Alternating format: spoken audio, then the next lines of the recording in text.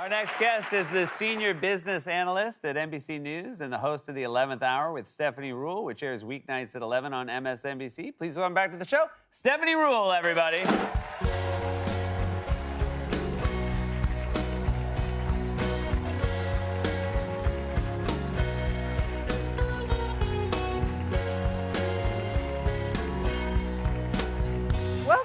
It's nice to see you. It's so nice to be here. You know, I had to travel 3 flights in the elevator to get here. It was a real very journey. Nice for you to go all the way to the elevator bank to see us. It's so kind. Excited to be here. You know, you came to see us, but we talked in the past when you were on the show. Your sons had no interest in coming. No, definitely not. Is it just that they do not think there's anything you can do that will make you seem cool to them? I'm not cool. I'm not cool to them. You know, they're teenagers now. Sure. I have 2 sons and a daughter, and I guess I would describe myself as like the ultimate try-hard. Okay. Like, I just want them. I have no new friends. I only have old friends and my kids and my job. And I just want these boys to want to be around me. They can smell that, by the way. They're not, Okay, they smell my desperation so much that it's just like they keep challenging me. My oldest son, he loves the hip-hop, he loves rap. And the very fact that you call it the hip-hop is a problem. Right?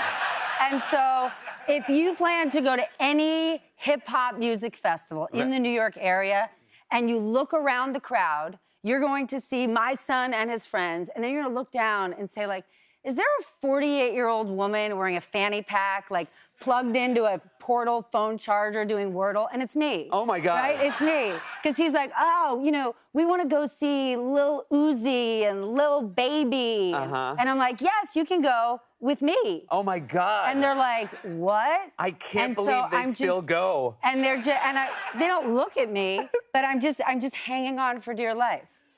We talked about, and you have a great opportunity to talk about our former president. He has some business dealings right now that I think are very maybe dense for those of us that don't understand the stock market. So he's got this new company, and its current valuation, even though it's gone down a little bit in the last few days, it's still billions of dollars. And Truth Social is not a good business. Okay, we are talking about Donald J. Trump. Yeah, that one. What Donald J. Trump has done at this point is like the Trumpiest thing Trump could ever do.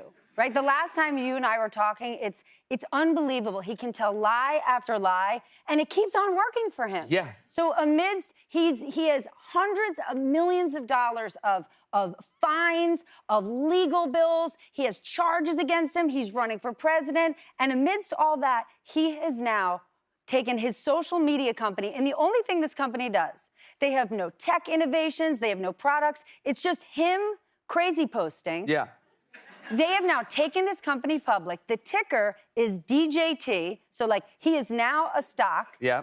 And this thing is valued in the multi-billions, right? Like, so it's valued at what Macy's is, what Harley Davidson. But the crazy thing is, the company loses tens of millions of dollars. They don't actually do anything.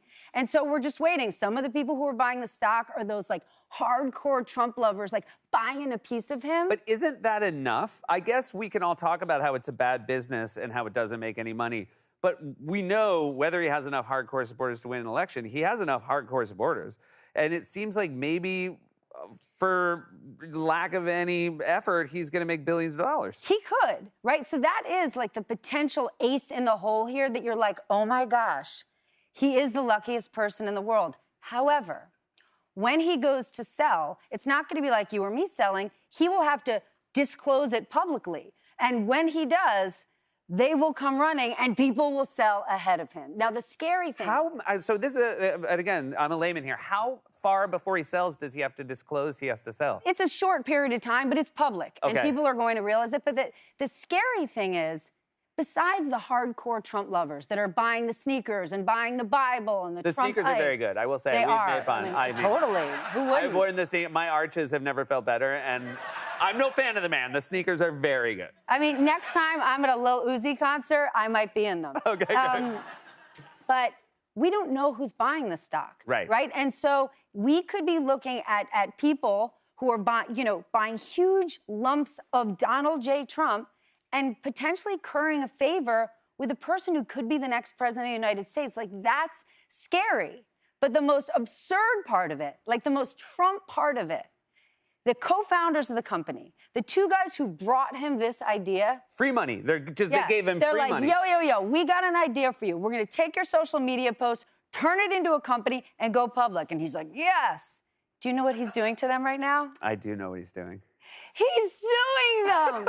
He is suing them. He is saying, you didn't actually do enough for me. I'm going to sue you. And so they did everything, and he's getting 60. He basically owns 60% of the company. Correct. And he's upset that he only has 60% of $6 billion. He's saying, it's all me. What do you guys have anything for? But you can't possibly feel bad for these two guys because all you have to do is look at history. Look at any person he's ever done business with. Look at any person he's hired. Look at anyone he's contracted. Look at anyone he chose to be his running mate when he was running for president. Yeah. And all those folks are standing alone, either in jail or without money in their pockets. So it's kind of like, hate the player, hate the game, not the player. How did you not think this was going to happen? Also, don't say that at a rap concert. I know. You know, my other son went even worse. I'm desperate to hang out with my other son, and so what he did was, I'm really into fitness, Mom. Okay. So guess what he decided the two of us were going to do? What was that? We got a cold plunge. You got a cold plunge?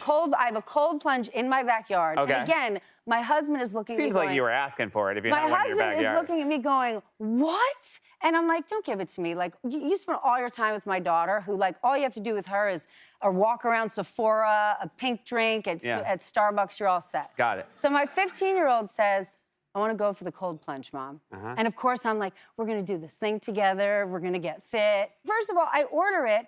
I don't measure my front door. I can't get it in my house. Okay. Okay? We have to create an elaborate pulley system, removing windows. I get this thing in my backyard, right? It's filled with ice. I get in it, and my son looks at me, and he's like, great, I'm going to head back in. Like, so now I have this cold plunge that I'm regularly doing in my backyard every day in a desperate hunt to hang out with my son. And he's not even in it with you. No, he goes in. It's not like you go in. I mean, if I was in it with my 15-year-old, then we'd really have a problem. Like, how much do you like your kids? And he's just calling his brother, like, how much of a sucker is this broad? And the truth is, like, a big one. You know, as you once famously said, don't hate the game, hate the players of the game. And the way they choose to play it. Correct. Stephanie Ruhle, everyone, the 11th hour. Stephanie Ruhle airs weeknights at 11 on MSNBC. Stick around. We'll be right back with the Performance from X Ambassadors.